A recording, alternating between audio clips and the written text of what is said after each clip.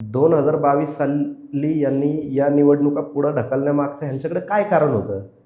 ते कारण अजूनही समोर आलेलं नाहीये. मात्र जाणीवपूर्वक यांनी निवडणुका लांबवल्या. सध्या सगळ्यांना माहिती आहे की निवडणूक आयोग कोणाच्या ताटाखाली. इंग्रजांच्या बाबतीत की कलेक्टर ठेवायचा किंवा व्हाईसरॉय ठेवायचा आणि त्या अधिकाऱ्यांच्या मार्फत सत्तेवरती नियंत्रण ठेवायचं. असं काही आपलं इथं बघायला भेटतंय का?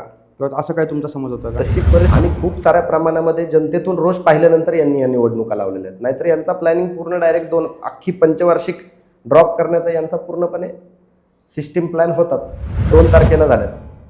त्यांची मतमोजणी देखील 20 दिवसांच्या नंतर होणार आहे. मग 20 दिवसांच्या नंतर जर मतमोजणी होणार असेल, मग तुम्ही ईव्हीएम आणले कशासाठी?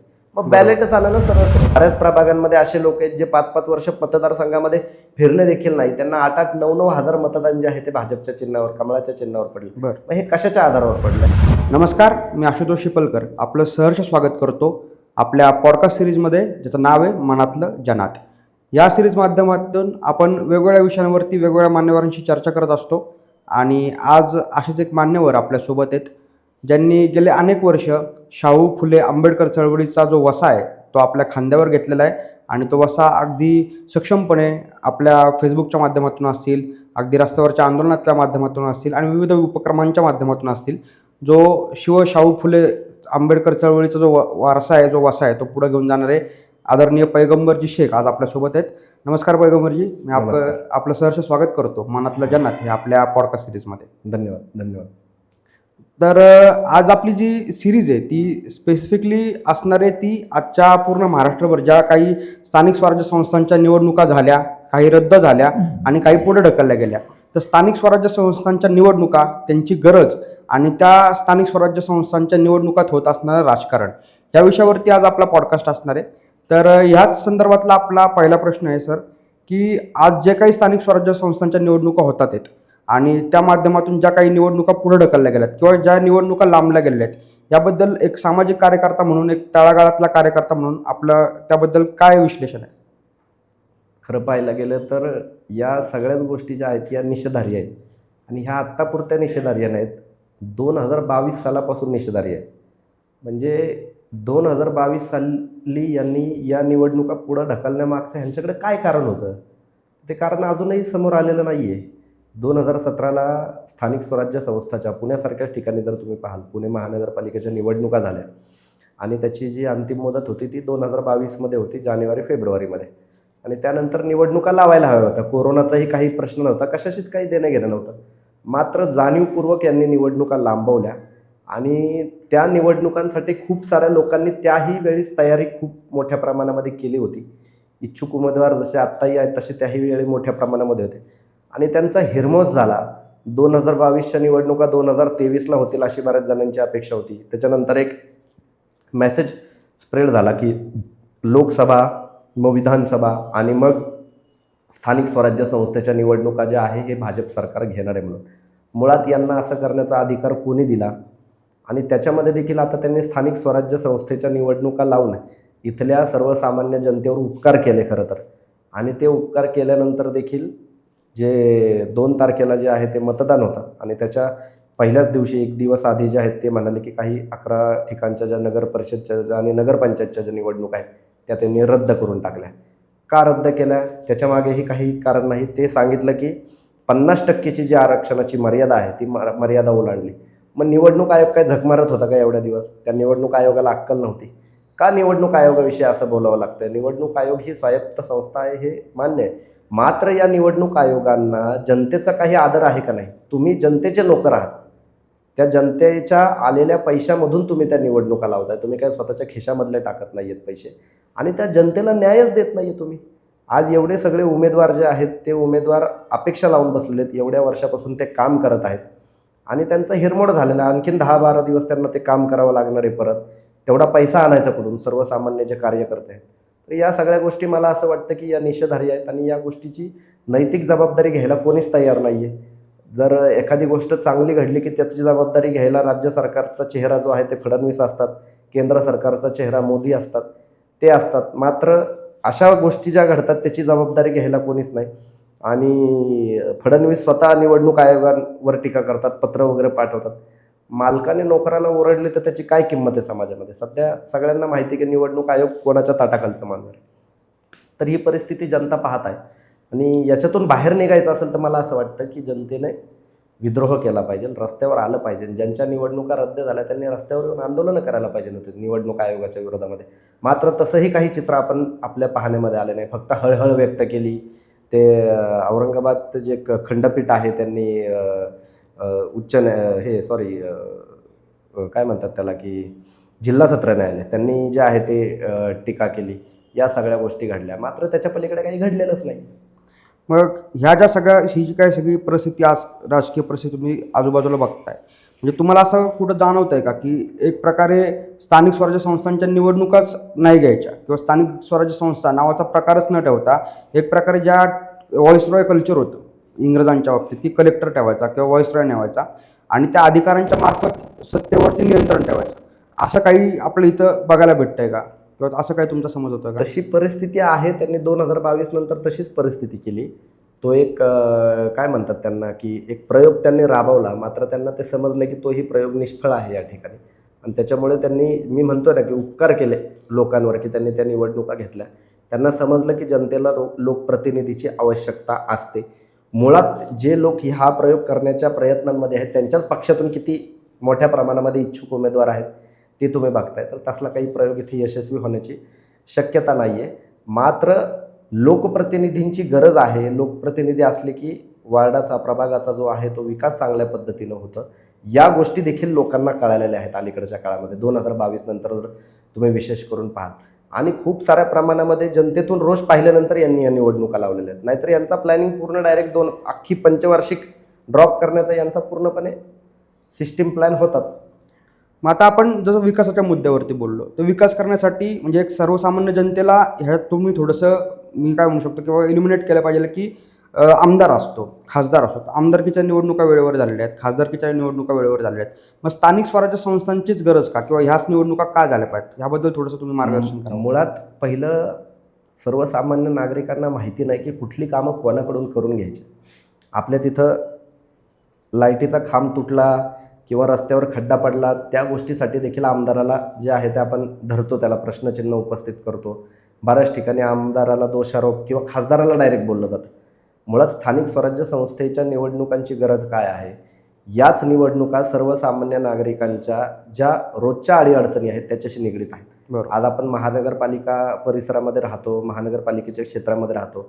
आपल्या तिथे ड्रेनेजपासून, लाईटीच्या खांबापासून, रस्ते असतील, अगदी पथदिवे आणि इतर सगळीच कामं जी आहेत, जी प्रभागाचा सर्वांगीण विकास जर आपण पाहिलं तर हा विकास ॲक्च्युली नगरसेवकाच्या हातामध्ये असतो, त्या लोकप्रतिनिधीच्या हातामध्ये असतो.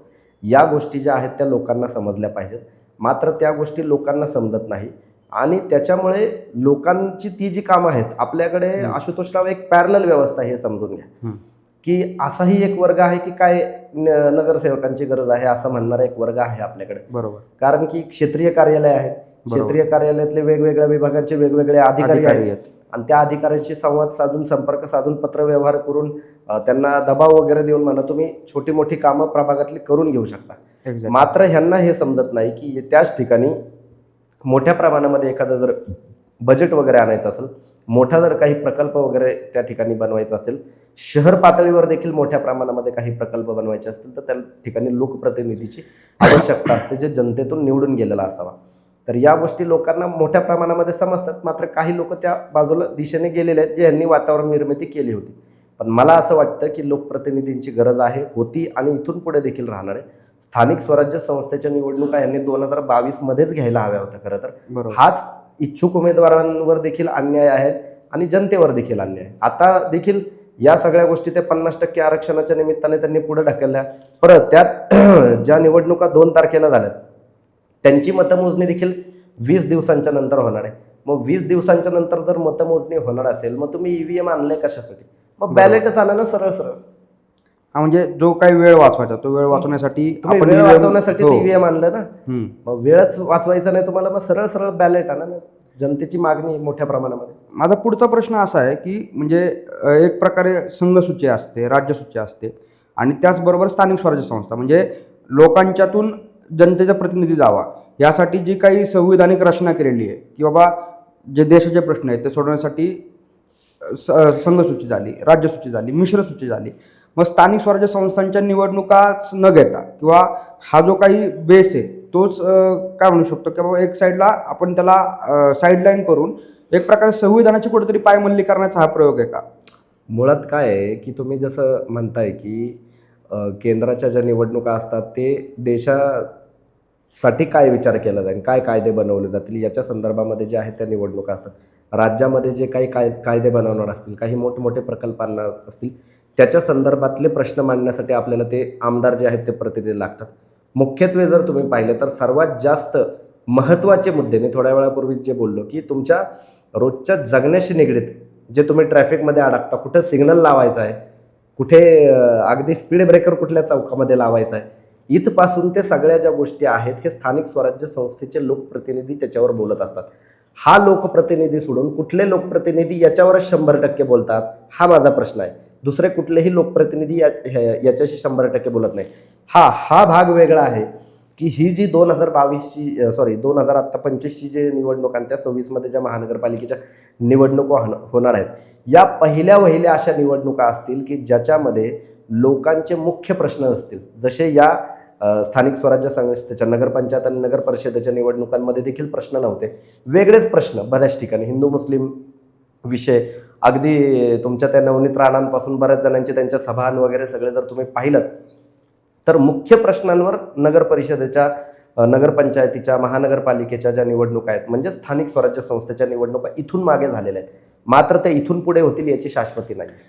म्हणजे पुन्हा एकदा कुठला तरी एक पर्स्पेक्टिव्ह सेट करून किंवा एक नॅशनल वाईज पर्स्पेक्टिव्ह असेल किंवा एखादा धार्मिक पर्स्पेक्टिव्ह असेल, अशा पर्स्पेक्टिव्हवरती जशा लोकसभेच्या निवडणुका गेल्या तशा आपल्या विधानसभेच्या निवडणुका गेल्या, त्याच प्रकारे स्थानिक स्वराज्य संस्थेच्या निवडणुका, ज्या निवडणुका ह्या माझ्या दारातल्या स्ट्रीट लाईटवर झाल्या पाहिजेत, माझ्या दारातल्या गटरावरती झाल्या पाहिजेत, माझ्या दारातल्या खड्ड्यांवरती झाल्या पाहिजेत, हा पर्स्पेक्टिव्ह पुन्हा एकदा चेंज करून कुठेतरी त्याला धार्मिक स्वरूप, धार्मिक रंग किंवा काय म्हणू शकतो की बाबा एक लार्जर पर्स्पेक्टिव्ह देऊन मूलभूत प्रश्नांना बगल देण्याचा प्रयत्न केला जातो. 2017ला ऑलरेडी ते झालेलं आहे. आपण जनरली तुम्हाला पाहतो की एक रेशिओ आहे की तुमची जी लोकसभेच्या निवडणुका असतात त्या निवडणुकांमध्ये लोक 10% चेहरा पाहतात आणि 90% पक्ष पाहतात. बरोबर. तुम्ही आमदारकीला ज्या विधानसभेच्या निवडणुका असतात त्याच्यामध्ये लोक 50% माणूस आणि 50% पक्ष पाहतात. ही स्थानिक स्वराज्य संस्थेची अशी निवडणूक असते ज्याच्यामध्ये मतदार जे आहेत ते 90% व्यक्ती पाहतात बरोबर आणि 10% पक्ष पाहतात. बरोबर. मात्र तुम्हाला 2017ला देखील अनुभव आला असेल ज्यांना कोणी ओळखत देखील नाही अशा प्रभागामध्ये, अशा लोकांना जे आहे असे लोक निवडून आलेले आहेत, भाजपच्या चिन्हावर विशेष करून निवडून आलेले. मग यांनी मतदान कशाच्या आधारावर केलं? जे लोक कधी घराबाहेरही निघत नव्हते. म्हणजे मला जितकं माहिती आहे तितकं कोथरूडमध्ये एक महिला होत्या काय घर होतं ते इस्त्री करायचे फक्त, त्यांना कशाशी काही देणं घेणं नव्हतं. भाजपच्या चिन्हावर ते निवडून आले. बऱ्याच प्रभागांमध्ये असे लोक आहेत जे 5-5 वर्ष मतदारसंघामध्ये फिरले देखील नाही, त्यांना 8-8, 9-9 हजार मतदान जे आहे ते भाजपच्या चिन्हावर, कमळाच्या चिन्हावर पडले. मग हे कशाच्या आधारावर पडलं? ह्याचा अर्थ लोक जे आहेत ते काम बघून किंवा व्यक्ती बघून ते मतदान करत नाहीयेत, ते चिन्ह बघून, पक्ष बघून मतदान करतात. आणि ही धोक्याची घंटा आहे. कोणासाठी? हे लोकांसाठी धोक्याची घंटा आहे. कारण तुम्ही कामाच्या आधारावर मतदान केलं पाहिजे, तुम्ही ते पक्षाच्या आधारावर आणि इतर ज्या काही गोष्टी जे परसेप्शन तुमच्या समोर उभं केलं जाते त्याच्या आधारावर तुम्ही मतदान करताय. आता आपल्या इथल्या काही स्थानिक स्वराज्य संस्थांच्या निवडणुका पार पडल्या, 2 तारखेला मतदान झालं. काही ठिकाणी असं झालं की समजा फुरसुंगी आणि उरुळी देवाचं जर आपण उदाहरण घेतलं, रात्री 8-9 वाजता क्लिअर मेसेज येतोय की निवडणुका आम्ही रद्द करतोय म्हणून. तसं बघितलं तर आदर्श आचारसंहितेनुसार त्या दिवशी संध्याकाळी 5 वाजता प्रचार बंद होणं अपेक्षित होतं. त्यानंतर जे काही आहे ते सगळ्या अधिकाऱ्यांनी त्यांच्या स्ट्रॉंग रूममध्ये मशीन सील करणं आणि निवडणुकीचा कार्यक्रम राबवणं चालू होतं. तर हे असं असताना आजवर तुम्ही भारताच्या इतिहासात असं कधी बघितलेलं का की बाबा तुमच्या आचारसंहितेचा वेळ निघून गेल्यानंतर निवडणुका रद्द होतात? असं आजवर कधी झालेलं आहे का? आणि ही जे काही घडतंय ह्यातनं मग इलेक्शन कमिशनची जी इनकम्पेटन्सी आहे त्याची जबाबदारी कोण घेणार आहे? मुळात काय आहे, आता मी स्वतः 2009 पासून ॲक्टिव्हली निवडणुकांमध्ये मतदान केलेलं आणि पोलिंग एजंटपासून काम केलेलं व्यक्ती आहे. माझ्या अजूनपर्यंतच्या आयुष्यात तरी मी अशी कुठलीही निवडणूक जी आहे ती मोठ्या प्रमाणामध्ये जे लार्ज स्केलवर आत्ता रद्द झाली आणि ते पण आरक्षणाच्या संदर्भात. आता हे आरक्षणाची सोडत कोणी दिली? निवडणूक आयोगाने दिली. त्याच्यानंतर प्रभाग रचना कोणी केली? निवडणूक आयोगाने केली. या सगळ्या गोष्टी तुम्हीच केलेल्या आहेत. या काही कुठल्या कोर्टाने, सुप्रीम कोर्टाने केलेल्या नाहीयेत. बरोबर. किंवा इथल्या कुठल्याही इच्छुक उमेदवारांचा त्याच्यामध्ये काही हस्तक्षेप आहे अशातला काही भाग नाही. सजेशन दिले असतील, मात्र कोणाचा पर्सनली हस्तक्षेप असण्याचं काही कारण नाही. हे जर ठरवलंच आहे निवडणूक आयोगाने, मग निवडणूक आयोगाच्याच कामावर ताशेरे सुप्रीम कोर्टाने स्वतः ओढले ना. आता कोणी दुसऱ्यांनी ताशेरे ओढण्याची आवश्यकता काय राहिलेली आहे की 50% पुढे आरक्षण ज्या ज्या ठिकाणी जाते तिथल्या निवडणुका रद्द केलं. मग ह्यांना कळायला नको होतं की आपण इथं आरक्षण जे आहे ते 50% पुढे नाही नेलं पाहिजे. मग कोणाच्या प्रेशर खाली यांनी आरक्षण पुढे नेलं? मग आज प्रेशर जे आहे ते निवडणूक आयोगावर कोणाचं आहे? निवडणूक आयोग कोणाच्या ताटाखालचा मांजर आहे? हे सर्वसामान्य जनतेला माहिती आहे. आणि अशा गोष्टी खरं तर व्हायला नको हव्या होता. याच्यामध्ये ज्या लोकांनी आता जे धनधांडगे आहेत, कोट्याधीश आहेत, अरबपती आहेत, त्यांना या गोष्टीने काही फरक पडत नाही. बरोबर. कारण त्यांना हेच हवं असतं. कारण समोरचा माणूस करून करून थकून मेला तर त्या गोष्टी त्यांना हव्याच असतात. मात्र जो माणूस खूप कष्टाने, मेहनतीने, लोकवर्गणीतून काही ठिकाणी इलेक्शन लढवत असतो, काही ठिकाणी अशी परिस्थिती असते की लोक कर्ज घेऊन पण निवडणुका लढवतात. बरोबर. काही जण शेत विकून आपल्या निवडणुका लढवतात. मग या लोकांचा विचार निवडणूक आयोगाने केला का? ह्यालाच अनुषंगाने माझा दुसरा प्रश्न होता की महाराष्ट्रामध्ये एक उज्ज्वल परंपरा होती. गणपतराव देशमुखांसारखा नेता महाराष्ट्राने आपल्या बघितलेला आहे, जे 11 वेळा सलग आमदार झाले. त्यांनी कधीही स्वतःचं खाजगी वाहन वापरलं नाही. त्यांनी शेवटपर्यंत एसटीनं प्रवास केला. त्यांनी लोकवर्गणीतून निवडणूक लढवली. लोकवर्गणीतून निवडणूक लढून लोकांसाठी काम करणं, हा जो काही एक पायंडा आहे, जो महाराष्ट्राच्या राजकारणाला मी म्हणतो की अभिप्रेत आहे की ह्या प्रकारचं राजकारण महाराष्ट्रामध्ये झालं पाहिजे. तर ह्या ज्या काही निवडणुका आहेत ते ह्यांनी म्हणजे सर्वसामान्य कार्यकर्त्यांनी निवडणूक लढवावी की नाही? म्हणजे अगदी पक्षीय राजकारणातला कुठलाही कार्यकर्ता असू देत, मग तो भाजपचा असू देत, काँग्रेसचा असू देत, राष्ट्रवादी दोन्ही गटातला किंवा शिंदे किंवा शिवसेना कुठल्याही गटातला, मग त्या असं सगळं चित्र असताना सर्वसामान्य कार्यकर्त्यांनी निवडणूक कशी लढवायची? पहा, महाराष्ट्राचं जे समाजकारण आहे ना ते खूप बदललं आहे. आता आजकाल एस टीमधून आलेल्या माणसाला मतदान पण कोणी सोडा त्याच्या आजूबाजूला पण उभे राहणार नाहीत उमेदवाराच्या. ठीक आहे, तुम्हाला जर निवडणूक लढवायची आहे तर तुम्ही कुठल्या तरी मोठ्या गाडीमधून उतरायला हवं आहे. ठीक आहे, आणि त्याच्यानंतर समोरच्या माणसाला भेटताना तुम्ही एकदम काय म्हणतात, भरभरीत कपडे असायला पाहिजेत तुमच्या अंगावर, इस्त्री केलेले कपडे असायला पाहिजेत. त्यावेळी लोक तुम्हाला नेता समजतात आणि हा समस्या सोडवू शकतो असं लोकांना वाटतं. तो एक काळ होता गणपतराव देशमुख यांचा, ज्या काळामध्ये लोक भेळ आणि वडापाव खाऊन प्रचार करायचे. बरोबर. आज प्रचाराचे दर बघा काय झालेत. आज बिर्याणी सोडा, बिर्याणी लांबचा विषय राहिला. बिर्याणी देऊन सुद्धा तुम्हाला दिवसाला 3-3, 4-4 हजार रुपये एका कार्यकर्त्याला खर्च उमेदवाराला करावा लागतो. मग अशी परिस्थिती ज्या ठिकाणी कार्यकर्त्यांची देखील झालेली आहे, मग नेते त्या पद्धतीचे निर्माण होणार कसे? आणि नेत्यांना त्या पद्धतीनं निर्माण व्हायचं असेल तर तेवढं डेडिकेशन द्यायला तयार नाहीत कोणी. आजकाल नेता इलेक्शन लढवणारे हे समजतं कशावर माहिती आहे? बरोबर. चौकामध्ये होर्डिंग लागलं, फ्लेक्स लागलं की समजतं की हा निवडणूक लढवणार. भले त्याचं काम काही नसतं पण तो सामाजिक कार्य करत असतो. मग सामाजिक कार्य काय बाबा? मग कुठल्या तरी नेत्याच्या वाढदिवसाला जाणे, शुभेच्छा देणे, मग कुठेतरी ते संस्था असतात ज्या CSRच्या फंडावर त्यांचे ते आरोग्य हे मेळावे काहीतरी चालू असतात आणि तेच आरोग्य शिबिर जे आहेत ते स्वतःच्या नावावर लावायचे, वरती पाटी लावायची आणि मग त्यातनं आरोग्य शिबिर राबवायचे. आणि त्याच्याही पुढे जाऊन जर केलं तर मग होम मिनिस्टरचे कार्यक्रम वगैरे घ्यायचे. आणि ह्याच्यात मग सर्वसामान्य माणसाचे प्रश्न आहेत कुठं?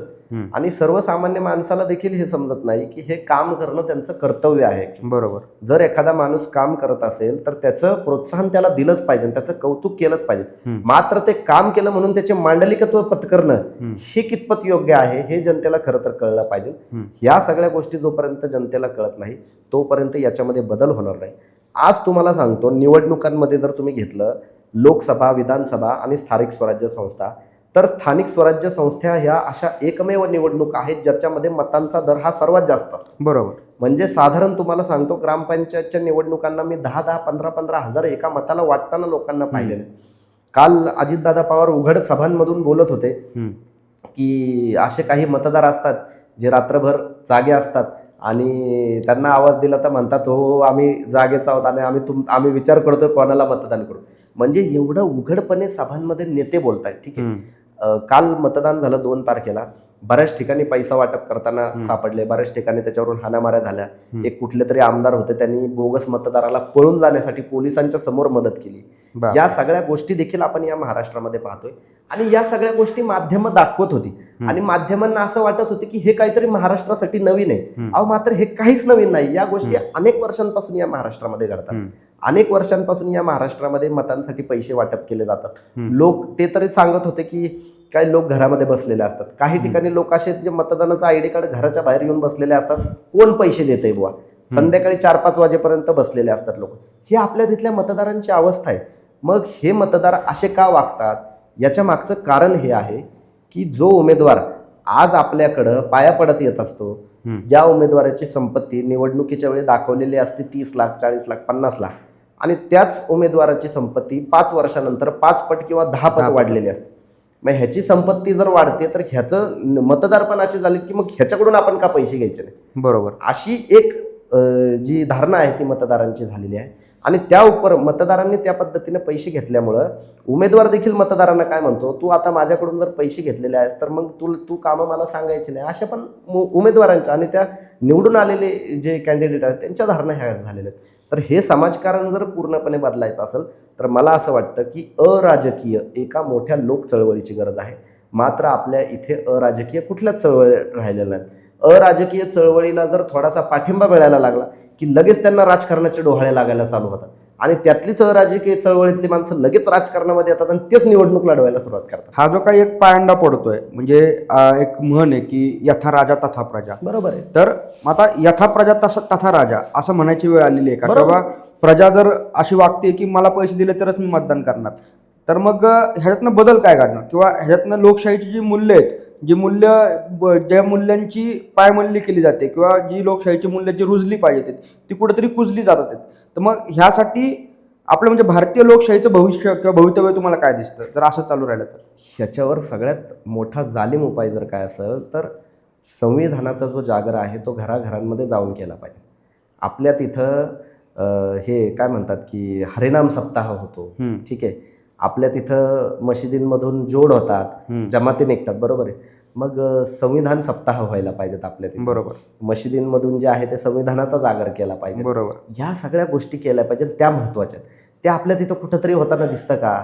संविधान दिनाच्या निमित्ताने कुठेतरी काहीतरी रॅली 4-2 निघतात, काही ठिकाणी भाषणं होतात आणि ते स्वतःला आनंद मिळावा म्हणून त्या सगळ्या गोष्टी होतात. वास्तवामध्ये त्याचा समाजामध्ये काय इम्पॅक्ट पडतो तर 0 इम्पॅक्ट आहे. बरोबर. आणि हे जे काही कंटिन्यू चालणाऱ्या गोष्टी आहेत ज्या धर्माच्या आधारावर सुरू आहेत त्या गोष्टी कंटिन्यू सुरू असतात. जसा गणेशोत्सव या ठिकाणी पूर्णपणे मुरलेला आहे पुणे शहरामध्ये, ठीक आहे, आपण एक पुणे शहरापुरतं थोड्या वेळासाठी बोलूया. तशा पद्धतीनं संविधान सप्ताह मुरलाय का? कुठंच नाही. भारताच्या कोपऱ्यात कुठंच नाही. की चौकामध्ये कुठेतरी संविधानाच्या उद्देशिका लागल्यात बाबा, सगळेजण येतात आणि त्यांना असं वाटतं की आता आपलं हे कार्य कर्तव्य आहे, परमकर्तव्य, की आपण संविधानाचं जे आहे ते उद्देशिका वाचले पाहिजे, संविधानाची कलमं जी आहेत ते अभ्यासली पाहिजेत, माहिती घेतली पाहिजे. आणि कालच आता तुम्ही पाहिलं ते कुठलं तरी वेदांचं काय ते 50 लाख का 2 लाख ते त्यांनी वाचलं. त्याचं कौतुक पार नरेंद्र मोदींपासून ते सगळे इथल्या स्थानिक स्वराज्य संस्थेच्या इच्छुक उमेदवारांनाही कौतुक करणं बंधनकारक केलंय, तो भाग वेगळा. तर अशा पद्धतीनं संविधानाचा अभ्यास केलेल्या माणसांचं कुठलं कौतुक झालेलं आहे या देशामध्ये? नाही झालेलं. मग ते जोपर्यंत कौतुक होत नाही तोपर्यंत या देशामध्ये लोकशाहीची मूल्य रुजणार कशी?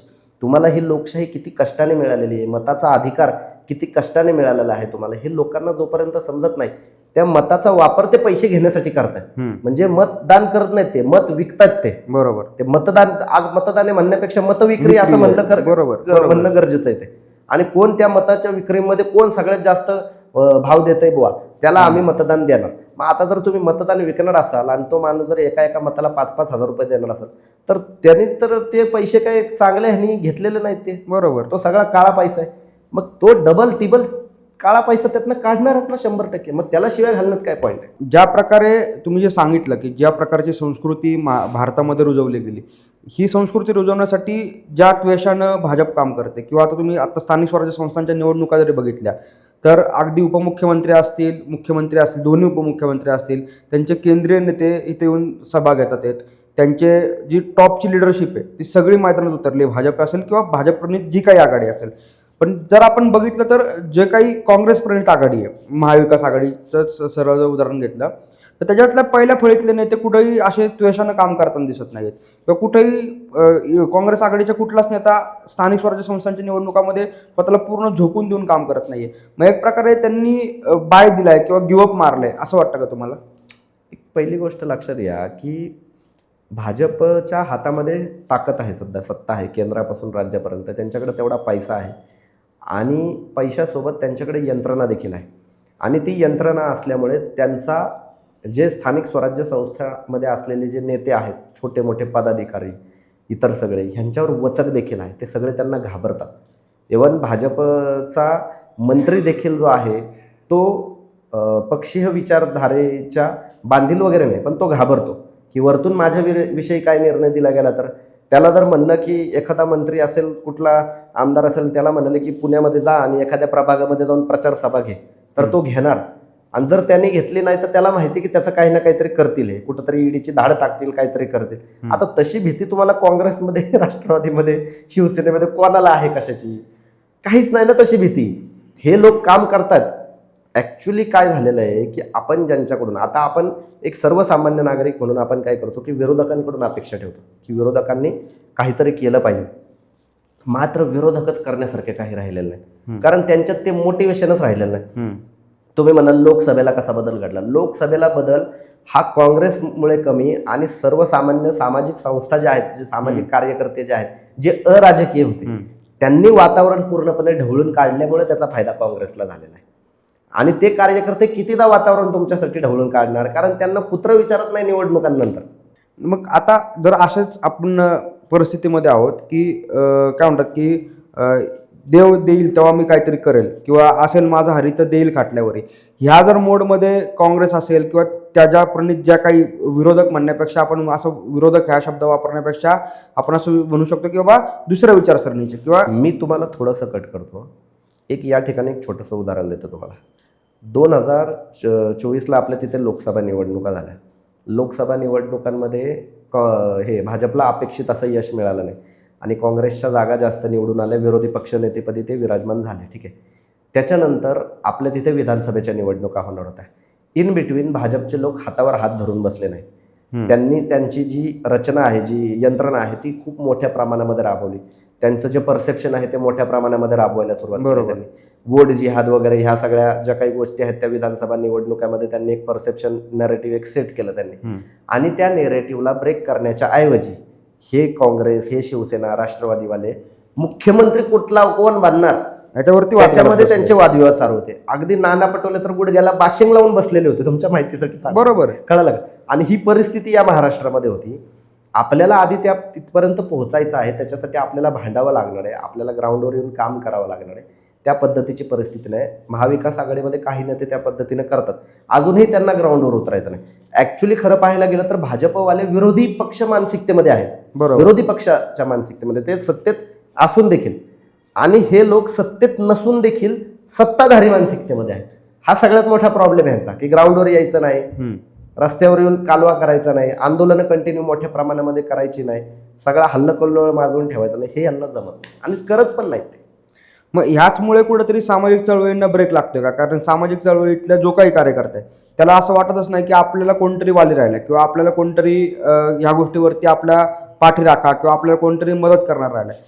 बरोबर आहे ना. मग सामाजिक मी तुम्हाला म्हणतोय काय, अराजकीय मुवमेंट नको यांना. आता जे भाजपच्या विरोधामध्ये चांगल्या पद्धतीनं मतं मांडतात, विचार मांडतात, काम करतात, त्या लोकांच्या मागे तरी हे लोक कुठं खूप ठामपणे उभे राहतात.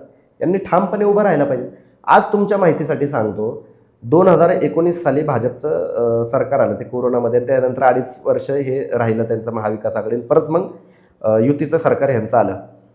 त्या 2.5 वर्षामध्ये महाराष्ट्रभरामध्ये विरोधकांकडून जास्त आंदोलनापेक्षा त्यांच्यापेक्षा जास्त आंदोलन तर ह्या भाजपवाल्यांनी केलेली. बरोबर. महाराष्ट्रभरामध्ये मग ते हिंदू आक्रोश मोर्चाचे असतील, इतर वेगवेगळ्या ठिकाणी वेगवेगळ्या विषयांसाठी असतील. मग तुम्ही करताय काय? तुम्ही आंदोलनं करू शकता. मग ह्यांची एखादं कुठलं तरी मोठं आंदोलन असतं नाही, सतत सगळ्या ठिकाणी तुम्हाला ती आंदोलनं करावी लागतात. ह्यांना ते समजत नाही आणि त्याच्यामुळे हा प्रॉब्लेम सगळा जो आहे तो उद्भवला आहे की तुम्ही वातावरण निर्मिती करण्यामध्ये कुठेतरी कमी पडता. हा सगळ्यात जबरदस्त वातावरण कधी झालं होतं पहा, 2022 साली. ज्यावेळेस महामानवांच्या अवमानाची सिरीज सलग सुरू होते पहा, बरोबर. छत्रपती शिवाजी महाराज, महात्मा फुले, ह्या निवडणुका ज्या पुढे ढकलल्या गेल्या का स्थानिक स्वराज्य संस्थेच्या, ह्याच्या मागचं ते एक मोठं सगळ्यात कारण होतं की त्यावेळेस भाजपच्या विरोधामध्ये वातावरण या महाराष्ट्रामध्ये होतं.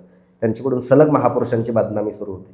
आता ते वातावरण निर्मिती करण्यामध्ये देखील ह्या पक्षांचं योगदान नाहीये, सामाजिक संस्थांचं योगदान जास्त आहे. मग या सामाजिक संस्थांचे जे कार्यकर्ते आहेत किंवा या सामाजिक संस्थांमध्ये जे काम करणारे ग्राउंडवरचे लोक आहेत, ह्या लोकांना कुठेतरी आपण असं म्हणू शकतो की लिडरशिप त्यांच्यामध्ये असते, त्यांनी ग्राउंडवरती काम केलेलं असतं. मग या लिडरशिपला कुठेतरी प्रोत्साहन देण्यामध्ये किंवा त्या लिडरशिपला कुठेतरी पॉलिश करण्यामध्ये हे जे विरोधी पक्ष आहेत हे कमी पडतात असं वाटतं तुम्हाला? खुर्च्या सोडायला तरी तयार व्हायला पाहिजे. कोण खुर्ची सोडणार आहे स्वतःची? तुम्ही तरुण माणसं पुढं आणली पाहिजेत, आणि तरुण माणसं जर पुढं आणाल तुम्ही तर मग ह्यांच्या खुर्च्या धोक्यात येणार हे ह्यांना माहिती आहे, त्यामुळे ते त्यांनाही पुढे येऊ देत नाहीत. आता भाजपमध्ये तुम्ही पहा, यंग लोक पण आहेत. आत्ताचा प्रवक्ता पहा, नवनाथ बन आणलाय त्यांनी, बसावलाय. बरोबर. काही का होईना, तो मूर्ख असेल, हुशार असेल, काही का असेल, आणलाय त्यांनी. आता तसे तुम्हाला सगळ्या पक्षातनं काँग्रेसवाल्यांनी पण हनुमंत पवार सारखा माणूस आणलाय. तो एकच माणूस सगळ्यांना जड जातोय, मात्र त्या या स्थानिक स्वराज्य संस्थेच्या स्टार प्रचारकांच्या यादीत तो कुठेच नव्हता. बरोबर. माझा अजून एक प्रश्न आहे तुम्हाला, म्हणजे अनगरचं आता राजन पाटलांची जे काही कॉन्ट्रोवर्सी झाली, म्हणजे ती कॉन्ट्रोवर्सी ॲक्च्युली अजित पवारांच्या विरोधात बोलल्यामुळे ती अनगरची कॉन्ट्रोवर्सी जास्त प्रमाणात म्हणजे महाराष्ट्रभर पसरली. पण अनगरचा एकंदर जो तुम्ही त्या इतिहास बघितला तर तिथं गेले 38 वर्ष 40 वर्ष एकच घराणे जे सत्ता गाजवतं आणि एक प्रकारची दबंगगिरी चालू आहे. अशाच काही ठिकाणी परत एकदा आपण चित्र बघितलं तर बिनविरोध निवडणुका झाल्या. तर बिनविरोध निवडणुका होणं आणि एक प्रकारे बाहुबली कल्चर जे आपल्या उत्तर भारतामध्ये आपल्याला बघायला भेटतं मोठ्या प्रमाणामध्ये, ते बाहुबली कल्चर कुठेतरी महाराष्ट्रात रुजतंय किंवा बिनविरोध निवडणुका होणं हे एक फॅड बनते, हे फॅशन बनते, असं तुम्हाला वाटतं का? मुळात कुठेच निवडणुका या बिनविरोध होत नसतात. तुम्ही निवडणुका लढवा. बिनविरोध निवडणुका म्हणजे काय? त्या ठिकाणी साम दाम दंडभेद वापरला जातो, समोरचा उमेदवारच उभा केला जात नाही, त्याला पैसे दिले जातात. मग या सगळ्यांमध्ये नोटा जे आहे की यापैकी कोणीही नाही, यांचा काय आदर केलाय तुम्ही? भले ते 5 असू दे, 10 असू दे, 15 असू दे, कोणी का असू. मग बिनविरोध जर भाजप निवडून येणार असेल ना, मग भाजपवाल्यांनी फॉर्म भरावा आणि तिथे जाऊ दे ना, कोण यांच्यापैकी कोणीही नाही असं कोण मतदान करतं ते बघू दे ना. बिनविरोध नावाचा कुठलाही प्रकार या महाराष्ट्रामध्ये, या देशामध्ये अस्तित्वात नाहीये. हा सगळा खोटेपणा आहे जो यांनी राबवलाय. असंवैधानिक गोष्टी आहेत या खरं पाहायला गेलं. ह्या पद्धतीच्या गोष्टी नाही झाल्या पाहिजेत.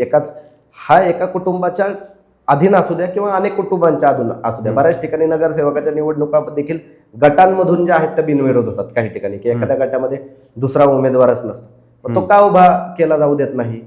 तो यावेळेस बिनविरोध निवडणुका कोणा संदर्भात होतात माहितीये का? ज्यांना अपयशाची भीती असते का, जो पक्ष ज्या ठिकाणी बिनविरोध होतो का, तोच पक्ष त्या ठिकाणी खरं तर निवडणुकीला उभा राहिल्यावर हारणार असतो ऍक्च्युअली. त्याच्यामुळे ती निवडणूक बिनविरोध होते.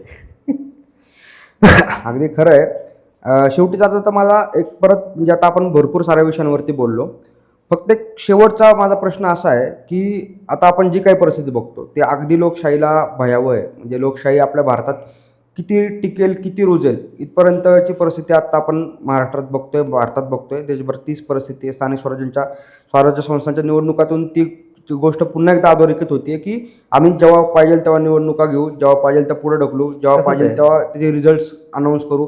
म्हणजे 3 तारखेला जे रिझल्ट अनाऊन्स होणार होते ते त्यांनी अचानक मर्जीनुसार 21ला हे केलं त्यांनी. सो हे जे काही परिस्थिती आहे, तर ह्या परिस्थितीमध्ये अगदी कुठल्याही पक्षाचा कार्यकर्ता असो किंवा कुठलाही लोकशाहीवादी कार्यकर्ता असो, ज्याला लोकशाही इथं टिकावी, इथं रुजावी आणि लोकशाही मोठी व्हावी असं वाटतं, आणि ज्याला राजकीय भविष्य तो स्वतःचं बघतो, किंवा ज्याला राजकारणामध्ये किंवा इलेक्टोरल पॉलिटिक्स जे असतं की इलेक्शन लढायचं, निवडून यायचं, लोकांचे प्रश्न मार्गी लावायचे आणि लोकनेता बनायचं, असं सर्वसामान्य घरातल्या कार्यकर्त्यासाठी काय दिशा निर्देश असेल तुमचे? मला एकच फक्त त्यांचं काढायचं, इलेक्शन लढवायचंय आणि जिंकायचंय. हा जो विषय आहे ना, हा विषय बाजूला काढा. तुम्ही तो विषय बाजूला काढून आहे ना, एक जन आंदोलन उभं करा. महाराष्ट्रामध्ये सध्याच्या घडीला बऱ्याचशा ज्या आंदोलन आहेत ती मोडून काढण्यात आलेली. एक तर कामगार आंदोलन, आपल्या तिथं कामगारांची आंदोलनं होत नाहीत, बरोबर, आणि दुसरं आहे शेतकऱ्यांचं आंदोलन. हे 2 आंदोलनं तोडून काढलेले आहेत.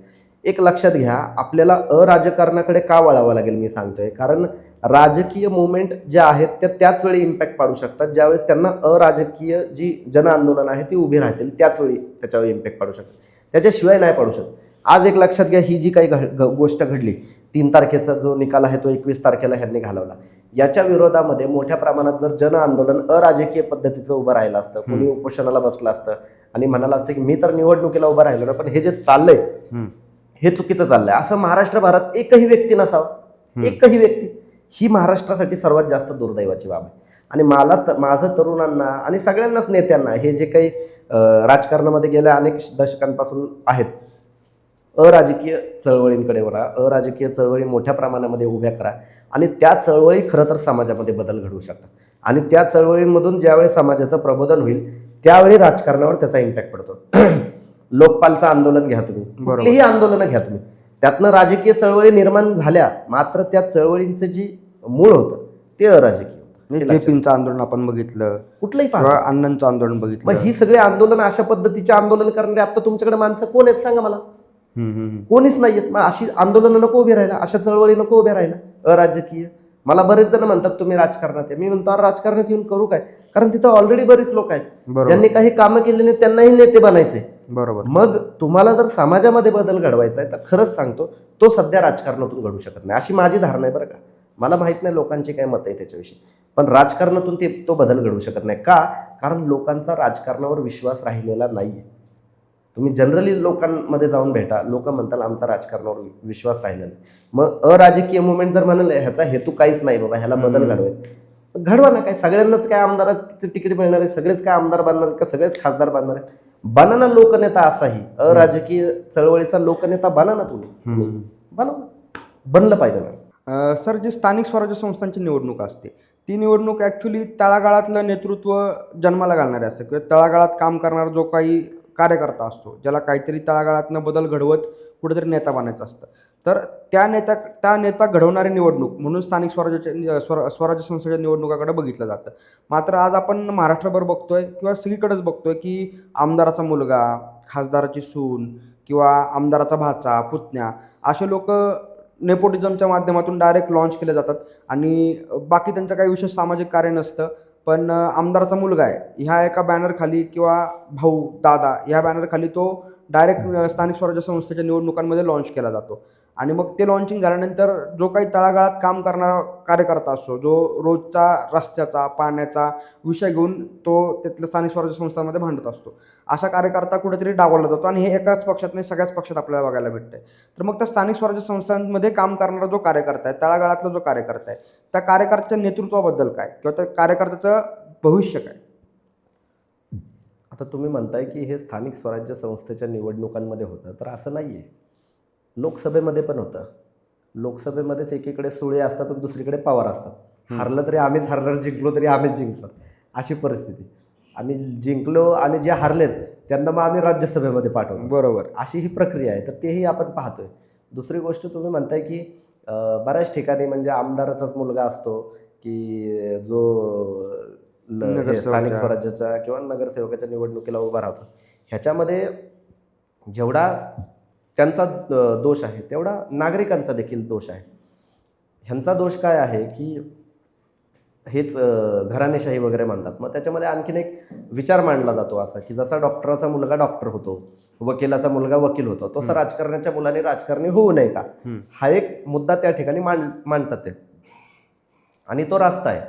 दुसरा मुद्दा नागरिकांशी रिलेट आहे तो हा की आता तुम्ही एक मूवी होते, त्या मूवीचा एक सीन पाहिला असेल की तो एक माणूस असतो आणि तो एका बंगल्याच्या ठिकाणी जातो आणि तिथं कुत्रं येतं आणि तो म्हणतो की हाड हाड असं जोरामध्ये त्या कुत्र्याला म्हणतो. आणि मग त्यानंतर तो दुसरा म्हणतो की अहो तो आमदाराचं कुत्रं आहे. मग तो म्हणतो अहो हाडा की हो, असं तो म्हणतो त्या कुत्र्याला. म्हणजे सर्वसामान्य माणसाची परिस्थिती कशी आहे माहिती आहे का, ती तशी परिस्थिती की बाबा सर्वसामान्य नागरिकातून तुम्ही आम्ही जर गेलो तिकडं घरामध्ये लोकांना मतं मागायला आणि लोकांच्या पाया पडलो की लोकांना काही अप्रूप वाटत नाही. पण आमदाराच्या मुलाने जर पाया पडले तर लोक 10 लोकांना सांगतात आमदाराच्या मुलाने माझ्या येऊन पाया पडला बुवा म्हणून. मग ही अशी परिस्थिती, लोकांना ही गुलामी मानसिकतेची सवय लागलेली आहे. ठीक आहे. आता हे जर ब्रेक करायचं असेल तर सर्वसामान्य कार्यकर्त्यांना देखील सामदामदंड भेदच वापरावा लागतो. मग आता आमदाराने कशा पद्धतीने पैसे गोळा केले बाबा 2 नंबरचे धंदे टाकून, त्याच पद्धतीचे धंदे टाकावे लागतात. त्याच्याशिवाय पर्याय नाहीये.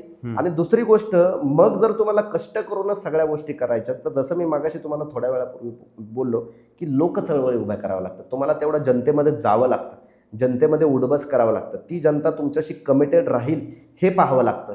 तुम्हाला जनतेचा पाठिंबा जो आहे तो घ्यावा लागतो. कारण की एक लक्षात घ्या, राजकारण हे असं आहे की या हे एक चक्रव्यूह आहे. त्या चक्रव्यूहाला तुम्हाला भेदण्यासाठी तुम्हाला ती सगळी सूत्र तत्व ही वापरावीच लागतात. त्याच्याशिवाय काही पर्याय नसतो. संविधानामध्ये कलमं लिहिलेली आहेत ती माहिती आहे सगळं, पण ते संविधान डॉक्टर बाबासाहेब आंबेडकर स्वतः म्हणतात ना, हे संविधान मी लिहिलंय, मात्र हे संविधान त्याच वेळी सर्वश्रेष्ठ असेल ज्यावेळी ह्याचं पालन करणारे जे आहे, ह्याचे फॉलो करणारे लोक जे आहेत ते चांगले असतील. जर ते पालन करणारे लोक आणि ते फॉलो करणारे लोक जर चांगले नसतील तर हे जगातील सगळ्यात निकृष्ट दर्जाचं संविधान असेल, असं स्वतः बाबासाहेब आंबेडकर त्यांच्या संविधान सभेतल्या शेवटच्या भाषणामध्ये म्हणतात ना. ते का म्हणतात ना, कारण की ते लिहिलंय, मात्र हे फॉलो करणारे कुठं लोक आहेत. तुम्हाला संविधानाने अधिकार दिलाय, तुम्ही आमदार पुत्राच्या विरोधामध्ये उभं राहू शकता, निवडणूक लढवू शकता, पण त्यांना बीट करण्यासाठी जे आहेत त्याची जी सूत्र आहेत ती सगळी तुम्हाला फॉलो करावी लागणार आहेत. कारण त्यांची सूत्र आणि तुमची सूत्र वेगळी राहणार आहेत. आता ते निवडणुकीमध्ये 2-2 कोटी जर वाटप करणार असतील तर तुम्ही कुठून आणणार? आणि तुम्ही लोकांना म्हणू शकत नाही, तुम्ही लोकांना म्हणताय, सांगताय की पैसे घेऊ नका, पैसे घेऊन मतदान करू नका, पण लोक त्या पद्धतीचे नाहीत ना. मग याचा अर्थ परिस्थिती अशी झालेली आहे की लोकांना अपेक्षित असेच नेते त्यांना भेटतात. बरोबर. एक लक्षात घ्या, उद्या जर तुम्ही लोकांना ओरडला तर लोक तुम्हाला शिव्या घालतील, मी स्पष्ट सांगतो. पण आमदाराचा मुलगा जर काय बोलला तर लोक गप निमूटपणे मान खाली घालून घरी निघून जाते. स्वाभिमान राहिलेला नाहीये की स्वाभिमान पाहिजे. मी एक नागरिक आहे या देशाचा, मी मतदार आहे, मी एक दिवसासाठी मतदार राजा होतो, तसा मी पुढच्या 5 वर्ष का राजा राहू शकत नाही? बरोबर. हे मतदारांना सुचलं पाहिजे. मी हाच मुद्द्यावरती येणार होतो की आपण मतदार राजा आणि मतांचा जोगवा आणि मतदान, जे मग अशा आपण त्या गोष्टीवर चर्चा केली की मतविक्री किंवा मतांचा अगदी लिलाव होतो की ह्यांनी 5,000 दिले तू 7,000 दे, हा जो मताचा लिलाव होतो. किंवा काही ठिकाणी तर मी काय परिस्थिती पाहिली तुम्हाला सांगतो की एका उमेदवाराला तो हारणार हे माहिती होतं, ठीक आहे, पण बाबा एवढ्या कमी मताने कसं काय हरू, म्हणून त्यांनी पैसे वाटून मतं जी आहेत ती काढून घेतली लोकांकडनं. अशी परिस्थिती आहे. मग आता आपण पुन्हा एकदा त्याच गुलामगिरीच्या मानसिकतेत जाणार असेल की आमदाराचा मुलगा आहे म्हणून त्याला इज्जत द्या, आमदाराचा मुलगा आहे म्हणून त्याला स्वीकारा, आमदाराचा मुलगा आहे म्हणून त्याचे आमदार असेल, खासदार असेल किंवा जोही कोणी तिथला नेता आहे त्याच्या मुलांना फक्त आपण त्याच एका भावनेनं जर बघणार असेल तर मग ही गुलामगिरीची जोखड जी आपल्या खांद्यावरती होती काही म्हणजे 1947च्या अगोदर होती, आणि मग आपल्या अनेक महापुरुषांनी संघर्ष करून अहिंसेच्या सगळ्याच मार्गाने संघर्ष करून ती जोखड जी आपल्या मानेवरनं बाजूला केली, ती जोखड आपण जर पुन्हा मानेवरती घेत असो आणि त्या फक्त राजेशाहीला कुठेतरी लोकशाही हे टॅग चिटकवलं, तर मग आपल्या संविधानाची किंवा आपल्या लोकशाहीचं भवितव्य काय दिसतं, किंवा ती किती दिवस टिकेल, किंवा ती किती धोक्यात आहे, किंवा एक सुडो मानसिकता असते म्हणजे आपण अन्यायग्रस्त आहोत हीच भावना निर्माण नसणे, किंवा आपण अन्यायग्रस्त आहोत किंवा आपल्यावरती गुलामगिरी एक प्रकारे मानसिक लादली गेलेली आहे ह्याचीच जाणीव नसणे, हे किती घातक किंवा धोकादायक आहे. हे संविधान तर तुमच्या आमच्यासाठीच आहे ना फक्त. बरोबर. त्यांना जे करायचंय ते करणार ते, आणि मग म्हणणार देशात संविधान आहे बरं का. सगळ्या कायद्याची पायमल्ली करायची, बरोबर, लोकांचं पूर्ण जे आहे ते शोषण करायचं, आणि लोकांनी जर काही ऍक्शन घ्यायला सुरुवात केली तर लोकांना सांगायचं लोकशाही आहे बरं का, संविधान आहे बरं का, कायदा तोडू नका, कायदा तोडू नका बरं का. कायदे तोडतं कोण? हेच लोक कायदे तोडतात. मात्र तुम्हाला हे जे तुम्ही म्हणताय की संविधान, लोकशाही वगैरे ह्याचं भवितव्य काय, ह्याचं भवितव्यच तर तुमच्यावर आहे ना, ते फॉलोच तुम्हाला करायचंय. राजकीय नेते ते फॉलो करणार नाही, ज्यांची सत्ता आहे, प्रशासन आहे, ते लोक फॉलो करणार नाही, ते त्याची वारंवार पायमल्ली करणार, ते त्याचे कायदे वारंवार मोडणार, आणि ते कायदे मोडल्यानंतर ज्यावेळी त्याची जाणीव करण्यासाठी तुम्ही रस्त्यावर याल त्यावेळी हे तुम्हाला जाणीव करून देतील की लोकशाही आहे बरं का, लोकशाही मार्गाने हे करायचं बरं का. तुम्ही लोकशाही मार्गाने केलंय का? हे नाही. तुम्ही ह्या निवडणुका लोकशाही मार्गाने रद्द केल्यात का? मग निवडणूक आयोगाच्या अधिकाऱ्याला धरून का कानशिरत लावू नये रस्त्यावर धरून? मी त्याच मुद्द्यावरती येणार होतो की आता आता ज्याही निवडणुका आपण बघतोय त्यात कितीतरी असे उमेदवार असतात जे अपक्ष असतात, किंवा कितीतरी असे उमेदवार असतात ज्यांना काय म्हणू शकतो की बाबा एक एक्सेप्शन म्हणून कुठल्या तरी राजकीय पक्षानं तिकीट दिलेलं असतं, जो सर्वसामान्य घरातला कार्यकर्ता असतो, जो इकडून तिकडून पैसे गोळा करतो, जो लोकवर्गणीतून कुठेतरी स्थानिक, कारण आमदारकीची निवडणूक किंवा खासदारकीची निवडणूक लोकवर्गणीतून लढणं आता अशक्यप्राय झाले, पण किमान स्थानिक स्वराज्य संस्थांच्या निवडणुका लोकवर्गणीतून लढणारे किंवा स्वतःच्या जी काही जमापुंजी आहे त्या माध्यमातून लढणारे जे काही लोक आहेत त्यांची जे काही आता नुकसान झालंय, त्यांनी जे काही 8 दिवस 15 दिवस 20 दिवस जी काही त्यांची निवडणूक यंत्रणा राबवलेली आहे आणि त्यानंतर ह्यांनी आदल्या रात्री निवडणुका रद्द केल्या आणि मग त्या माणसाला परत जर इलेक्शन लढायचं आहे तर मग त्याचे झालेलं नुकसान त्याचे जबाबदार कोण किंवा त्याची जबाबदारी घेऊन कुठला तरी एक निवडणूक आयोगाचा अधिकारी असेल इथला किंवा निवडणूक आयोगाचा जो कोणी आहे की जो ह्याला उत्तर देईल किंवा ह्याला जबाबदार कोण किंवा ह्याची त्या कार्यकर्त्याचं नुकसान कोण भरून देणार. हो आशुतोष राव, इथं लाखो शेतकऱ्यांची नुकसान भरपाई अजून मिळालेली नाही. ठीक आहे, अजून त्यांचं 15-15 लाखाचं ज्यांचं नुकसान झालं होतं त्यांना 5,000 रुपयाचे चेक या सरकारने दिलेले. आणि तुम्हाला असं वाटतं का की जे निवडणूक लढवणार आहेत त्यांची नुकसान भरपाई हे देतील? तर हे असले काही उपद्व्याप वगैरे ह्यांना काही या सगळ्या गोष्टींमध्ये इंटरेस्ट नाही आहे. यांचा असं आहे की आम्ही निर्णय घेणार, समोरचे मेले तरी चालतील. आम्ही रात्री 8 वाजता येणार आणि म्हणणार की दिस नोट इज वर्थलेस पेपर असं म्हणणार, इंग्रजी येत नाही तरी ठीक आहे, आणि उद्यापासून ह्या ज्या नोटा आहेत ह्या फक्त कागदाचा तुकडा आहे असं म्हणणार. तुमची तुम्ही झक मारा, उद्यापासून काय होईल ते बघू. आम्ही येणार 8 वाजता आणि म्हणणार आज 12 बजे से पूरा देश बंद असं आम्ही बोंबलणार. आणि त्या 12 वाजल्यानंतर काय देशामध्ये घडतंय ती तुमची तुम्ही झक मारा. आम्ही येणार, म्हणणार रात्री 9 वाजता ज्या मतदारसंघात या नगर परिषदेच्या नगरपंचायतीच्या निवडणुका ह्या रद्द करण्यात आलेल्या, तिथून पुढं तुम्हाला काय करायचं तुमचं तुम्ही झक मारा, आमची जबाबदारी नाही, अशी यांची रणनीती आहे. आता तुम्ही म्हणाले ह्याच्यामध्ये बदल कसा काय करायचा? तुम्ही थोड्या वेळापूर्वी महापुरुषांची नावं घेतली. आपली लायकीच नाही महापुरुषांची नावं घ्यायची. अहो महापुरुष आपले इथे होते, ते म्हणत होते की तुम मुझे खून दो मैं तुम्हें आझादी दूंगा. आता आपण म्हणू शकता का तुम मुझे खून दो? मी त्या प्रवीण दादांवर हल्ला झाला होता त्यावेळेस मी शिवाजी व्यायाम शाळेत म्हणलो होतो तुम मुझे खून दो मैं तुम्हें शिव फुले शाहू आंबेडकरी चळवळ दूंगा. असे म्हणणारे लोक पाहिजेत ना, मरायला तयार पाहिजे ना. बरोबर. जो समाज मरण्यासाठी तयार नसतो त्या समाजामध्ये कधीच बदल घडू शकत नाही. या भारतीय समाजासाठी, या भारतीय व्यवस्थेसाठी ही व्यवस्था चांगली व्हावी याच्यासाठी जर लाखभर लोक मरण्यासाठी ज्यावेळी तयार होतील का, इमानी बरोबर का, त्यावेळी या सिस्टीममध्ये बदल होऊ शकतो. त्याशिवाय बदल नाही होऊ शकत. कुठलीही क्रांती रक्ताविना पूर्ण झालेली नाही, एक लक्षात घ्या. आणि रक्त सांडवणे म्हणजे हिंसा करणे नाही, एक लक्षात घ्या. हिंसा करणे म्हणजे नाही, स्वतःचं रक्त सांडवणे, मी देशासाठी शहीद होणे. आता ब्रिटिशांचा काळ गेला, ही काय ब्रिटिशांपेक्षा कमी सरकार नाहीये. मात्र ह्या सरकारच्या विरोधामध्ये, ह्या प्रशासन व्यवस्थेच्या विरोधामध्ये देखील त्या क्रांतिकारकांचा आदर्श घेऊन अशफाकुल्ला खान असतील, रामप्रसाद बिस्मिल असतील, भगतसिंग असतील, ह्या सगळ्या, राजगुरू सुखदेव असतील, ह्या सगळ्यांचा आदर्श घेऊन या ना पुढं. कोण येतंय पुढं? त्यांच्या जयंत्या साजऱ्या करण्यातच आपण धन्यता मानतोय. त्यांच्यासारखं बांधणार आहे का आपण? बोलतोय का आपण? नाही बोलत आहे. मग ते जोपर्यंत घडत नाही तोपर्यंत कसा बदल घडेल बरं? ह्यांना माणसाला भय कशाचं असतं? तुम्हाला कशाचं भय दाखवून हे मृत्यूपेक्षा मोठं भय करा. मृत्यूच फक्त भय दाखवणार नाही. मृत्यूलाच मी घाबरत नाही, पण ही व्यवस्था बदलली पाहिजे, हे चुकीचं आहे जोपर्यंत आपण म्हणत नाही तोपर्यंत ह्याच्यात कसा बदल होईल बरं?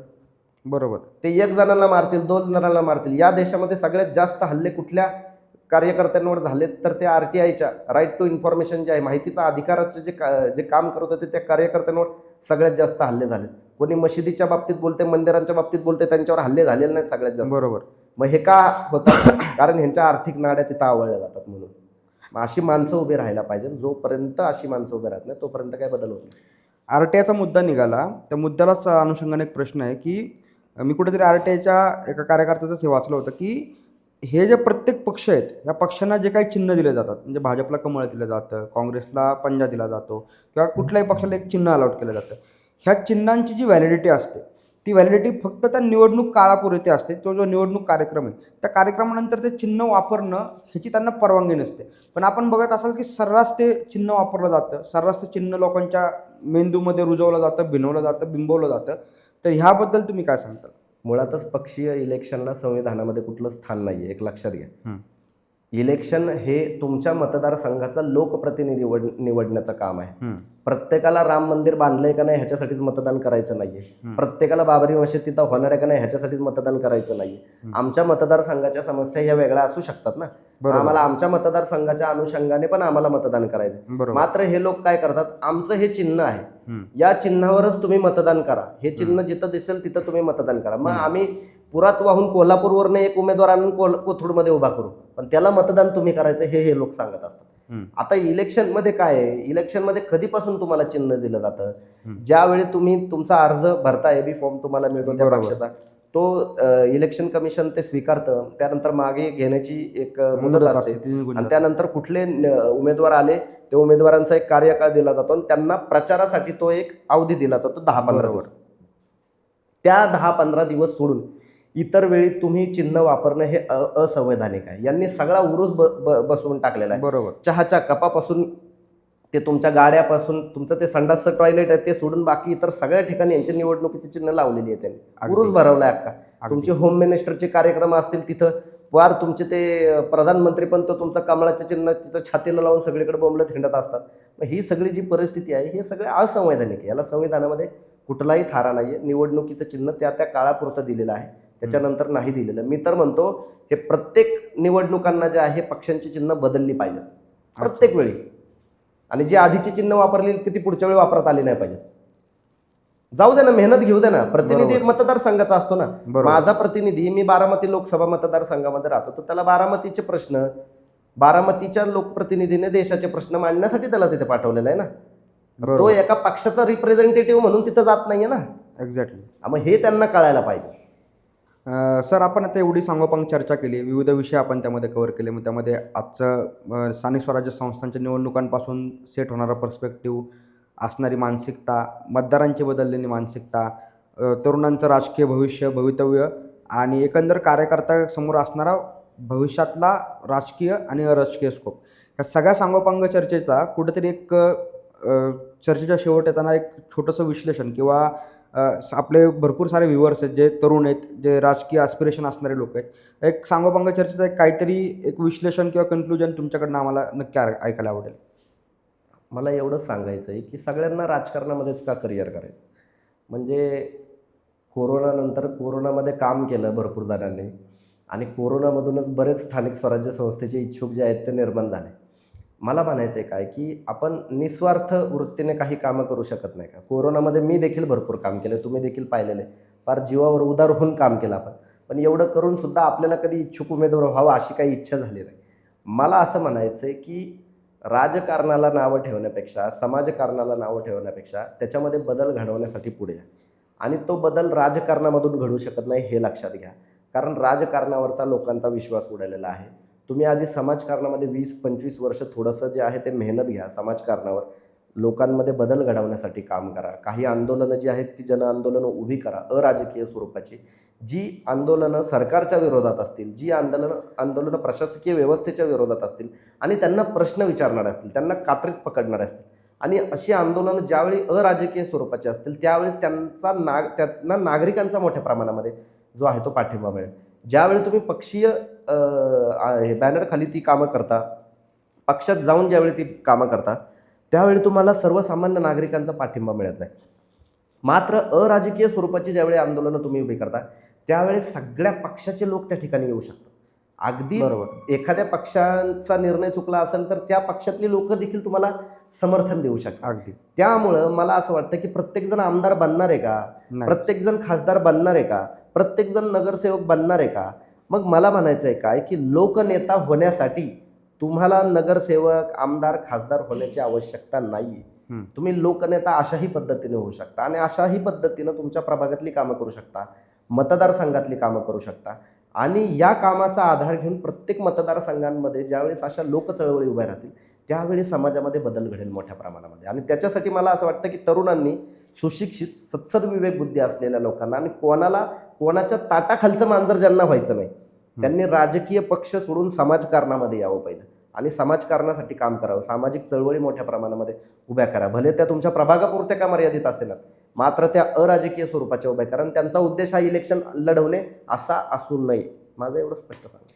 धन्यवाद पैगंबरजी, आपण खूप वेळ दिलात. खूप मौलिक असं मार्गदर्शन आपल्या सगळ्या श्रोत्यांना आपण केलेलं आहे. शेवटी जाता एवढंच सांगेल की सिर्फ हंगामा खड़ा करना मेरा मकसद नहीं, सिर्फ हंगामा खड़ा करना मेरा मकसद नहीं, मेरी कोशिश ये है कि सूरत बदलनी चाहिए.